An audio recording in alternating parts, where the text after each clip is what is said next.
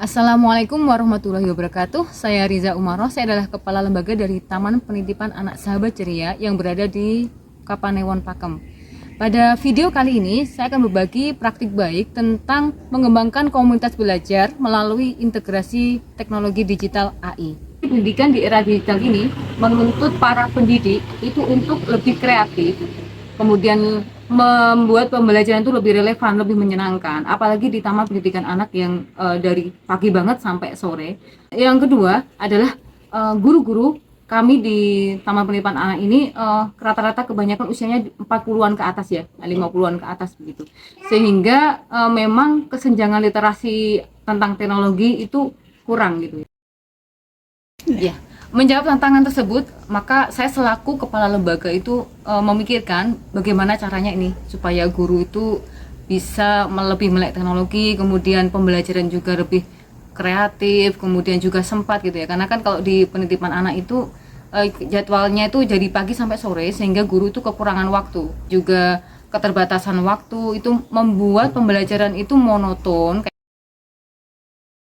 Dalam mengembangkan komunitas belajar ini saya nggak sendiri ya, jadi ada banyak pendukung. Di antara pendukungnya adalah guru-guru di TPS Sahabat Ceria, itu semangat gitu ya. Kemudian dari yayasan juga mendukung. Kemudian kita juga sudah pasang internet untuk belajar gitu ya. Juga ada fasilitas laptop walaupun terbatas gitu. Pendukung yang lainnya adalah komunitas digital lokal sebagai narasumber itu ada ya, yang bisa ngajarin itu ada. Kemudian orang tua murid juga sangat mendukung. Juga didukung oleh lembaga-lembaga PAUD sekitar gitu. Kita ada gugus PAUD-nya, yang kemudian ada Himpaudi yang kita sama-sama belajar. Di antara faktor penghambatnya adalah keterbatasan perangkat gitu ya. Jadi perangkatnya cuman laptopnya cuma ada satu, tapi bisa diatasi ya, bisa belajar pakai HP. Kemudian kurangnya literasi teknologi awal. Artinya guru-guru itu ada yang sekedar buka atau menghidupkan laptop itu belum pernah gitu ya. Bukan belum pernah, tapi karena jarang pakai gitu. Kemudian keterbatasan waktu guru tadi sudah saya sampaikan ya. Jadi kalau guru PAUD itu keterbatasan waktu, terutama di penitipan anak. Langkah-langkah yang kami lakukan untuk membentuk komunitas belajar ini, yang pertama itu yang diajarkan adalah literasi digital dasar awal. Jadi buka laptopnya dulu, kemudian menyambungkan wifi dengan laptop, dengan HP, kemudian belajar ngetik di Word, kemudian memperkenalkan aplikasi ChatGPT-nya itu sampai login, jadi dihubungkan dengan emailnya gitu. Kemudian kami ajarkan juga cara membuat prompt-nya ataupun kata kunci untuk membuat pembelajaran. Cara membuat prompt untuk penyusunan RPPH. Nah, itu sudah lengkap ya. Di situ ada temanya disampaikan, usianya, kemudian berapa kegiatan per hari, kemudian medianya apa saja, variasinya ada berapa, kemudian berdasarkan indikator apa, itu bisa disusun di situ ya, di prompt-nya. Kemudian selain pembelajaran, kami juga mengajari para guru untuk membuat administrasinya, misalnya untuk penilaiannya bagaimana, kemudian membuat LK-nya bagaimana. Bisa juga kami kemarin membuat brosur PPDB itu juga melalui ChatGPT, kemudian membuat notulen rapat guru dan administrasi ya pokoknya ya. Kemudian juga kami mengembangkan program tahunan, program yang terbaru, ide-ide terbaru juga dari ChatGPT bisa. Evaluasi juga didapat dari situ. Yang paling keren itu adalah ke orang tua ya. Jadi pembuatan konten literasi dan laporan pembelajaran. Jadi kami membuat video setiap hari pembelajaran itu dan kami sampaikan di status WA. Kami juga baru belajar ke YouTube dan TikTok gitu ya. Sudah ada sih yang guru kami yang selalu menyampaikan pembelajaran di TikTok, namun untuk pengerjaan editornya itu belum rapi. Tapi nggak apa-apa, itu sebagai pembelajaran.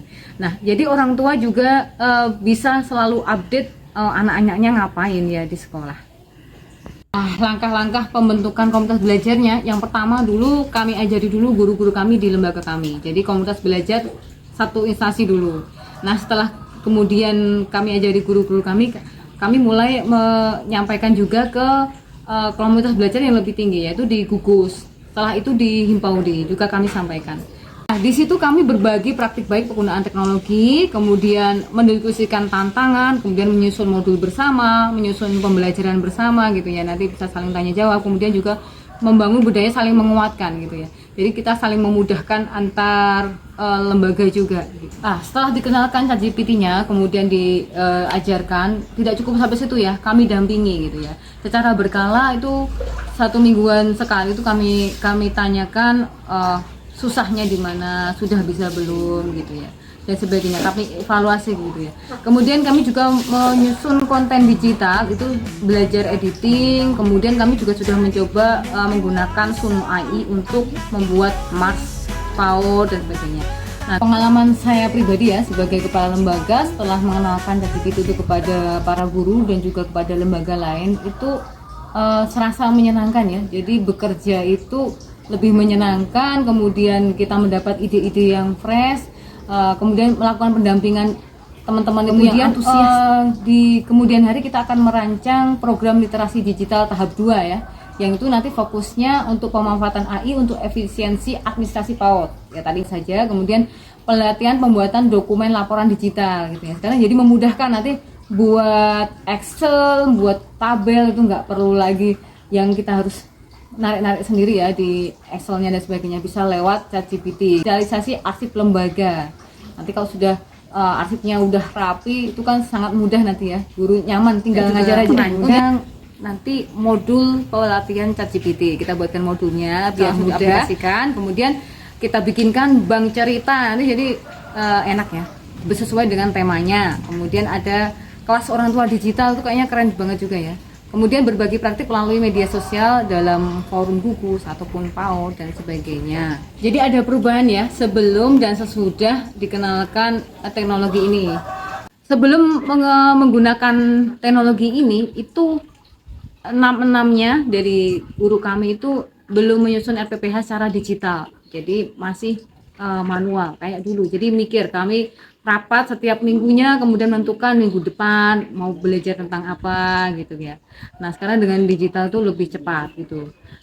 Sebelum memakai ChatGPT itu guru-guru itu bingung ini mau pembelajarannya mau apa gitu ya, meskipun sudah dirapatkan kadang bingung mencari ide-ide barunya. Nah sekarang tuh guru lebih percaya diri, terus aktif bereksperimen, tanya apa saja di ChatGPT. Kemudian sebelum menggunakan ChatGPT itu orang tua biasa aja ngeliat video. Nah sesudah pemakai ChatGPT, orang tua tuh ini ya lebih interest gitu ya. Anak-anak juga lebih senang gitu karena kegiatannya lebih tidak monoton lagi, lebih asik gitu. Sebagai penutup, kepemimpinan pembelajaran itu bukan soal sekedar menyusun program, tapi menggerakkan hati dan pikiran para pendidik agar tumbuh bersama. Saya belajar ya bahwa teknologi itu hanyalah alat ya, dan manusialah itu penggeraknya. Dengan membangun komunitas belajar yang kolaboratif, berani mencoba teknologi yang baru, dan senantiasa reflektif terhadap proses, TPA Sahabat Ceria telah menjadikan pembelajaran itu sebagai ruang yang hidup dan penuh makna. Langkah kami itu mungkin kecil ya, tapi dampaknya nyata. Saya percaya bila suatu lembaga itu bisa berubah, maka yang lain pun bisa. Dan bila guru-guru itu berani coba hal yang baru, maka anak-anak itu akan siap menghadapi masa depan yang terus berubah. Mari bergerak bersama, menghidupkan pembelajaran dengan hati dan teknologi. Inovasi itu bukan soal canggihnya alat, tapi tentang keberanian untuk berubah dan kemauan untuk belajar. Melalui integrasi ChatGPT di TPA Sahabat Ceria, kami telah membuktikan bahwa guru senior tuh bisa loh melek teknologi, pembelajaran itu bisa lebih hidup dan bermakna. Dan komunitas belajar itu dapat menumbuhkan budaya yang kolaboratif. Saya sebagai kepala lembaga menyadari bahwa tugas saya itu bukan hanya memimpin, tetapi menginspirasi, mendampingi, dan membukakan jalan bagi perubahan. Terima kasih.